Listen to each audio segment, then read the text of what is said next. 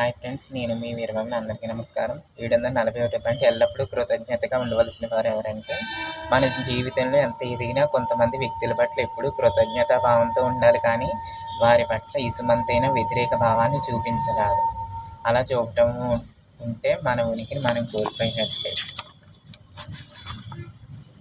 వాళ్ళు ఎవరంటే, మనకు ఆపదకాలమందు సాయం చేసిన వారి పట్ల ఎప్పుడూ కృతజ్ఞతగా ఉండాలి. ఆశ్రయం ఇచ్చి అన్నపానీయాలు సమకూర్చిన వారి పట్ల మనం ఎప్పుడూ కృతజ్ఞతా భావంతో ఉండాలి.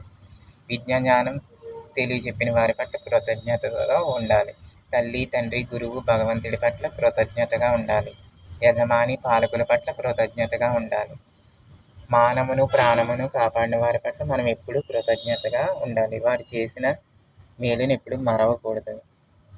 వాళ్ళ రుణం తీర్చుకోవాలి మనం. ఓకే ఫ్రెండ్స్, ఈ పాయింట్స్ నచ్చితే లైక్ చేయండి, షేర్ చేయండి, కామెంట్ చేయండి, సబ్స్క్రైబ్ చేయండి. Thank you.